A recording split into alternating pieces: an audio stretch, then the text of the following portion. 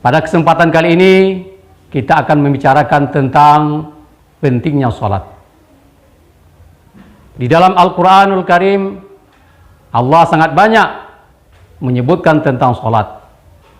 Kalau kita telusuri lebih dari 100 ayat yang mengingatkan kita tentang salat. Dan begitu juga di dalam hadis Rasulullah SAW, yaitu sungguh sangat banyak sekali dinyatakan tentang salat ini. Salah satu firman Allah yang kita kutip pada hari ini yang tercantum di dalam surah Al-Ankabut ayat 45, Allah berfirman, "Wa aqimis shalah, inna sholata tanha 'anil fahsya'i wal munkar, wa la zikrullahi akbar, wallahu ya'lamu ma tasna'un." Dirikanlah salat. Sesungguhnya salat itu dapat mencegah perbuatan keji dan mungkar.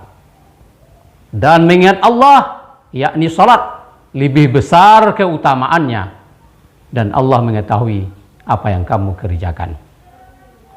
Pemirsa yang dirahmati oleh Allah Subhanahu wa Ta'ala, hari ini kita sungguh sangat prihatin melihat saudara-saudara kita, keluarga kita, jiran tetangga kita, dan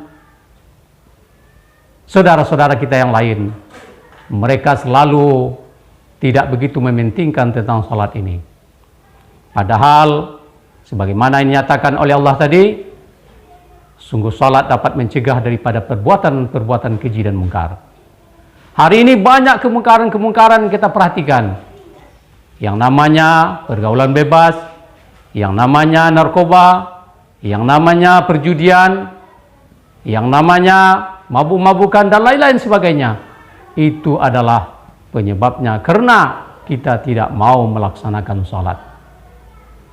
Kalaulah seandainya kita umat-umat ini mau melaksanakan salat, pasti kita akan mendapatkan keberuntungan, baik keberuntungan di dunia maupun keberuntungan di akhirat. Kita kadang-kadang berjumpa dengan saudara kita yang tidak mau salat, kita ingatkan, "Wahai saudara, wahai kawan, kenapa tidak mau melaksanakan salat? Atau kenapa belum juga mau salat?" Dengan berbagai dalih dan alasan. Ada karena sibuk pekerjaan, ada memang karena faktor ekonomi, ada kadang-kadang karena faktor kesehatan, dan lain-lain. Padahal kita melihat sejarah keemasan Islam, salat dapat menyelesaikan segala permasalahan. Hari ini terbalik, salat menjadi permasalahan. Kalau kita diberi Allah nikmat berupa harta kekayaan, kita membuat alasan sibuk dengan urusan harta kekayaan. Kalau kita tidak ada harta benda karena mungkin faktor kemiskinan, kekurangan, kita beralasan dengan yaitu sulitnya pekerjaan, sehingga tidak sempat untuk datang mengunjungi salat. Nah, inilah pemirsa yang dirahmati Allah Subhanahu wa Ta'ala, dilema pada hari ini yang harus kita bersama-sama untuk mengingatkan saudara-saudara kita betapa pentingnya salat ini. Allah telah menjamin di dalam kehidupan kita ini sebagaimana yang tercantum di dalam surah Thaha ayat 132. Wa'mur ahlaka bis-shalah wastabir 'alaiha. La nas'aluka rizqa, nahnu narzuquka wal 'aqibatu littaqwa. Perintahkan kepada keluargamu untuk melaksanakan salat. Kami tidak meminta rezeki kepadamu, tetapi kamilah yang memberi rezeki kepadamu. Akibat yang baik itu adalah bagi orang-orang yang bertakwa. Pemirsa yang dirahmati oleh Allah Subhanahu wa Ta'ala, mari kita yakinkan diri kita, mari kita yakinkan keluarga kita, saudara-saudara kita untuk sama-sama melaksanakan salat, terutama adalah salat yang 5 waktu. Kenapa kita tidak mau melaksanakan salat yang 5 waktu? Padahal ini adalah merupakan kewajiban kita dan merupakan jaminan yang besar dari Allah Subhanahu wa Ta'ala, fadilah-fadilahnya.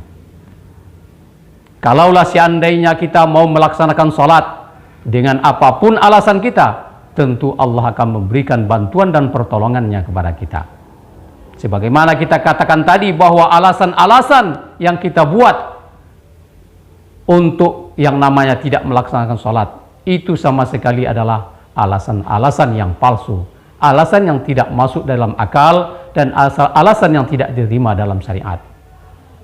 Bisa kita melaksanakan sholat, bisa kita meninggalkan sholat, tetapi ada alasan-alasan yang dibenarkan oleh syariat. Seperti dingin yang bersangatan, ada musuh yang mengancam, dan penyakit-penyakit yang berat. Tapi kalau hanya alasan-alasan yang kita buat hari ini, itu tidak dibenarkan dalam syariat. Contohnya, gara-gara kita mencari nafkah, kita tinggalkan sholat. Gara-gara sakit sedikit, kita tinggalkan sholat. Gara-gara ada permusuhan sedikit, kita tidak lagi melaksanakan sholat. Ini adalah suatu yang tidak dibenarkan di dalam syariat, yang tidak ada keringanan di dalam sholat. Pemirsa dimanapun berada yang dirahmati oleh Allah Subhanahu wa Ta'ala, betapa pentingnya sholat ini dalam kehidupan kita, sehingga Rasulullah telah menyampaikan di dalam hadis beliau bahwa dalam usia 7 tahun saja anak kita sudah disuruh untuk melaksanakan sholat, padahal mereka belum terbebani oleh fardu ain.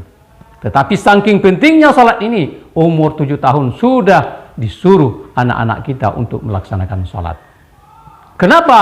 Karena setelah mereka baligh, setelah mereka dewasa, mereka sudah terlatih dan sudah terbiasa yang namanya melaksanakan sholat. Inilah yang perlu kita tanamkan di dalam diri kita dan kita sampaikan kepada saudara-saudara kita. Kalau kita ingin negeri ini menjadi negeri yang makmur, baldatun thayyibah, maka sholat mari sama-sama kita pentingkan. Ibarat makan, ini adalah merupakan makanan yang selalu kita idam-idamkan. Kalau seandainya kita hari ini perlu makan untuk kesehatan kita, untuk kekuatan kita, untuk menambah energi kita, maka sholat lebih penting dari itu lagi untuk menambah kekuatan lahir dan batin bagi diri kita. Terbukti keemasan Islam, mereka menguasai 2/3 belahan bumi ini karena mereka sangat mementingkan yaitu yang namanya sholat. Sholat fardu mereka kerjakan, sholat sunat juga mereka lakukan. Minta pertolongan dengan sabar dan sholat. Wasta'inu bis sabri was shalah. Minta pertolongan kepada Allah dengan sabar dan sholat. Artinya sholat ini sangat membantu kita dalam segala kesusahan, dalam segala dilema yang kita lakukan.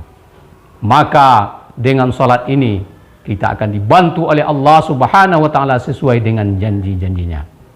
Apalah payah bagi Allah untuk membantu kita, apalah susah bagi Allah untuk memberikan pertolongan kepada kita, kalau seandainya kita mau menuruti apa yang diperintah oleh Allah Subhanahu wa Ta'ala.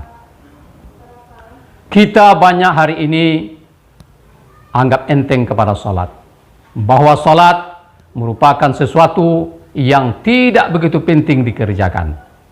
Kadang-kadang kita lebih ringan berinfak, lebih ringan bersedekah, lebih ringan melaksanakan ibadah-ibadah yang lain. Padahal kita tahu bahwa tiang agama kita ini adalah salat. Kalau seandainya salat kita ini baik, maka amalan-amalan kita yang lain akan baik. Tetapi kalau salat kita tidak baik, salat kita tidak sempurna, tidak kita lakukan, maka amalan-amalan kita yang lain tidak akan berterima di sisi Allah Subhanahu wa Ta'ala. Pemirsa dimanapun berada yang dirahmati oleh Allah Subhanahu wa Ta'ala, mari kembali kita sama-sama mengingatkan diri kita, mengingatkan keluarga kita betapa pentingnya sholat di dalam kehidupan kita, sehingga hendaknya di dalam diri kita ini selalu merindukan sholat. Tidak ada alasan apapun yang kita berikan asalkan kita dapat melaksanakan sholat. Sakit, susah, kaya, dan lain-lain sebagainya, mari kita tetap melaksanakan sholat. Semoga hasil daripada pelaksanaan sholat ini dapat kita terima semasa di dunia, apalagi setelah kita meninggalkan dunia yang fana ini. Hari ini generasi muda kita sudah banyak yang terpengaruh oleh perbuatan-perbuatan maksiat seperti yang kita katakan tadi, yaitu mereka melakukan yang namanya narkoba, yang namanya perjudian, yang namanya pergaulan bebas. Itu semua karena mereka tidak mengenal apa arti daripada sebuah sholat. Kalau mereka mengerti apa arti sebuah sholat, pasti semua ini akan dihindarkan oleh Allah Subhanahu wa Ta'ala. Oleh sebab itu, generasi kita, mari kita bimbing supaya mereka hari ini tepat waktu dapat melaksanakan sholat. Kita boleh saja Bapak dan Ibu sekalian, pendengar dimanapun berada, kita bersedih kalau anak-anak kita hari ini tidak dapat melaksanakan yang namanya pelajaran-pelajaran seperti belajar matematika, belajar fisika, biologi, bahasa Inggris, komputer, dan lain-lain. Tetapi lebih bersedih lagi kita kalau anak kita hari ini tidak bisa melaksanakan sholat. Ini musibah yang besar. Musibah yang besar adalah meninggalkan sholat. Musibah terkecil adalah padamnya lampu.